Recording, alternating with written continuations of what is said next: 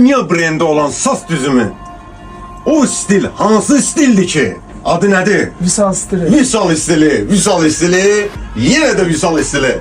Sənə xoş gəlmişsən. Sağ ol. Nətərsən qaqa? Şükür, yaxşı olasın. Allah köməyin olsun. Harda izləyirdin məni? TikTok'ta. TikTok'da. Çoxdan yoxsa son zamanlarda? Çoxdan. Çoxdan. Necə çoxdan gəlmirdin yanıma təzə?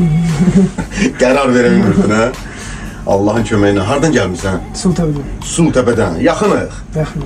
Sultəpəni. Salamlayıram buradan inşallah. Sağ ol. Yəqin ki, bir dənə sizin saçınıza Vüsal stili. Vüsal stili. Vüsal stili. Neçə yaşdır? 24. 24. 25'i keçirəm. Hasan inşallah. Buyur. Bu günləri, özəl günündür bu gün. Səni təbrik Ona görə edirəm. 25'e Vüsal stili girəm. 25'e Vüsal stili ilə. Bəh. Əziz dostlar, qardaş 25 yaşa Vüsal stili ilə keçmək istəyir. İzləmədə qalın, xahiş eləyirəm. 24 yaşı tamam olur qardaşım. 25 yaşa qədəm qoyur. Səni xoşbaxt olasan. Sağ ol. Ali təhsillisiniz. Evet. Hansı universitet? Baş mühendisimiz. Ay maşallah, ay maşallah. Uğurların bol olsun. Sağ ol. Birinci növbədə təhsildir, sözün əsl mənasında. İkinci növbədə bir mənalı şəkildə. Əziz qardaş, sənət yerisi olmaq lazımdır. Evet. Və əlin şirin olsun. Əziz dostlar, izləmədə qalan zəhmət olmasa, Vüsal stili Sultəpədə. Başlayaq inşallah. İnşallah ciddi. Allah, Məhəmməd, ya Əli. Kainatta yoktu senin oxşarın. Gecenin sultanı, zulmetin şamı.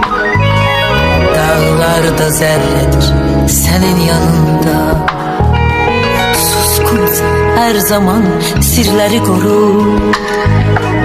Zamanla danışma, zaman xəstədir. Onsuz da yüreğim dar qəfəsdədir. Zamanla danışma, zaman xəstədir.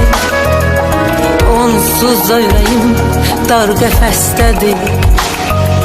Qərib səmalarda qarşıla məni. Yeter ki sen məni qarşıla məni. Qərib səmalarda qarşıla məni. Yeter ki sen məni qarşıla məni. Bu mahnı xırdalanlar Vüsal bərbərast oldu. Vüsal stili ölkəyə səs salıbdı trendi.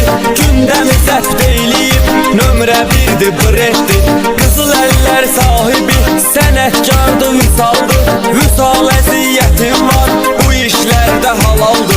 Əldə qayçı darağla kölgə verirsən saça. Dəqiqliklə maraqla kölgə verirsən saça. Xeyli bölgədən gəlir müştəri xırdalanma. Çoxu sən olmaq istəyir, sən özün olmusan